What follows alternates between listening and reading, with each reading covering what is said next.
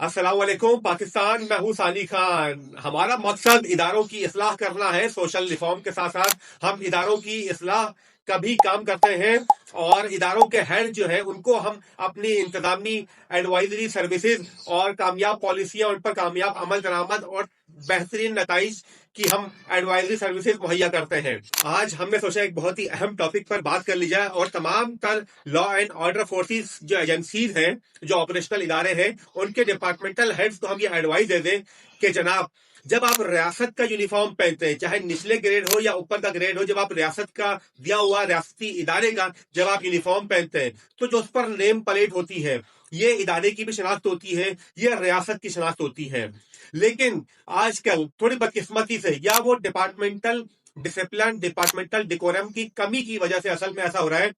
कि जो law and order forces के जो लोग हैं, जो अहलकार हैं, जो मुलाजमीन हैं, वो अपने नाम के बजाय अपनी जात, कबीले, बिरादरी, अपने हसब नसब लिखना शुरू कर दिया है। बल्कि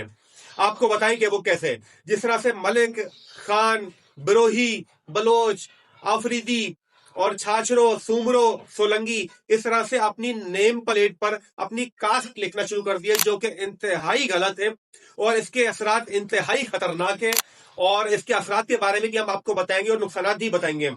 पहले तो डिपार्टमेंटल हेड सुन लें कि अपने डिपार्टमेंट में एक लेटर इशू कीजिए कि जिसमें कोई भी अहलकार की नेम प्लेट पर उसके नेम के अलावा कुछ भी और लिखा हुआ नहीं होगा। आइए आपको नुकसानात बताते हैं कि नेम प्लेट पर नेम के बजाय अपनी जातें, बिरादरी और हसब नसब लिखने से क्या होता है। इसका सबसे पहला नुकसान तो ये होता है कि रियासती गैर जानिबदारी भी मजरू होती है और इसके अलावा जो डिपार्टमेंट है, डिपार्टमेंट की गैर जानिबदारी पर भी शक होने लगता है, क्योंकि ये हसब नसब और ये जो बिरादरी कास्ट है, ये जानिबदारियत को जाहिर करते हैं, ये सुपीरियोरिटी को जाहिर करते हैं और ये समाजी तकसीम को भी जाहिर करते हैं। यूनिफॉर्म पहनकर आप सिर्फ और सिर्फ रियासत की और इदारे की नुमाइंदगी करते हैं, ना कि यहाँ पर अपने जात की नेम प्लेट लगाकर आप अपनी जात, बिरादरी या कबीले की नुमाइंदगी करते हैं। मजीद नुकसान ये है कि अवाम और अहलकारों के दरमियान में ये जो नेम प्लेट पे जो जात लिखी हुई है, इसकी वजह से तासुबात जन्म लेते हैं, ना सिर्फ अवाम और अहलकारों के दरमियान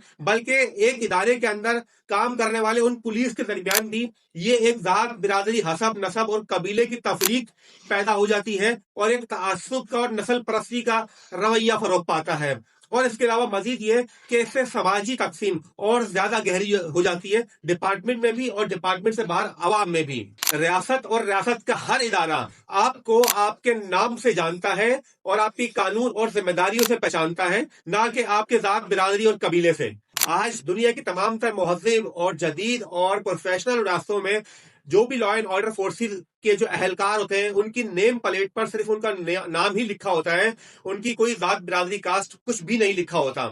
इसलिए जरूरी है कि पुलिस और तमाम लॉ इन्फोर्समेंट